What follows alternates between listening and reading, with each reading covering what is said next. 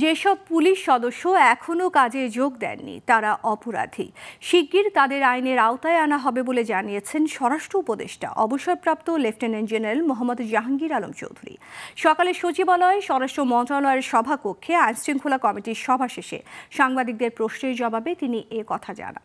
স্বরাষ্ট্র উপদেষ্টা বলেন, আসন্ন দুর্গাপূজা অতীতের যে কোনো সময়ের চেয়ে নির্বিঘ্ন হবে। এজন্য যত উদ্যোগ প্রয়োজন তা নেওয়া হবে। বিস্তারিত জানাচ্ছেন শাহরিয়ার বাঁধন। মঙ্গলবার সচিবালয়ে স্বরাষ্ট্র মন্ত্রণালয়ের সভাকক্ষে আইন শৃঙ্খলা কমিটির সভায় যোগ দেন অবসরপ্রাপ্ত স্বরাষ্ট্র উপদেষ্টা লেফটেন্যান্ট জেনারেল মোহাম্মদ জাহাঙ্গীর আলম চৌধুরী। স্বরাষ্ট্র উপদেষ্টা বলেন, যেসব পুলিশ সদস্য এখনও কাজে যোগ দেননি তারা অপরাধী। শীঘ্রই তাদের আইনের আওতায় আনা হবে।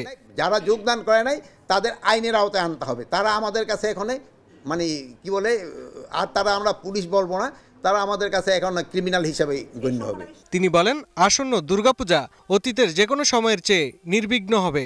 এজন্য যত উদ্যোগ প্রয়োজন তা নেওয়া হবে। আমরা আসন্ন দুর্গাপূজা যেভাবে নির্বিঘ্নে যেন হতে পারে এই সম্বন্ধে আমরা আলোচনা করেছি এবং আমরা আশা করি এইবার পূজাটা সবচেয়ে নির্বিঘ্ন হবে এবং সবচেয়ে ভালো হবে।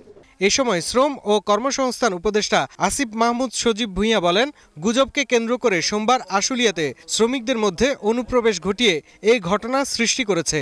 শ্রমিকদের ভেতরে অনুপ্রবেশ করা কারো পক্ষ থেকে এবং ইতিমধ্যেই তাদেরকে শনাক্ত করা হয়েছে এবং তাদেরকেও আইনের আওতায় আনার ব্যবস্থা নেওয়া হচ্ছে। তার ফলে কিন্তু এই পরিস্থিতিটা তৈরি হয়েছে। আপনারা দেখেছেন দীর্ঘদিন ধরে শ্রম এলাকায় অসন্তোষ আছে, সেগুলোকে আমরা অ্যাড্রেস করার চেষ্টা করছি। এর আগে আমরা তাদের যে মূল 18টা দাবি সেগুলো মেনেও নেওয়া হয়েছে। এরই মধ্যে অনুপ্রবেশকারীদের চিহ্নিত করা হয়েছে। তাদের বিরুদ্ধে আইনি ব্যবস্থা নেওয়া হবে বলেও জানান শ্রম ও কর্মসংস্থান উপদেষ্টা। শ্রমিকদের ভেতর অনুপ্রবেশ করে যারা গুলি করেছে তাদেরকে আইডেন্টিফাই করা হচ্ছে, কিছু আইডেন্টিফাই করা হয়েছে, তাদেরকে আমরা আইনের আওতায় নিয়ে আসব। শাহরিয়ার বাঁধন, গ্লোবাল টেলিভিশন, ঢাকা।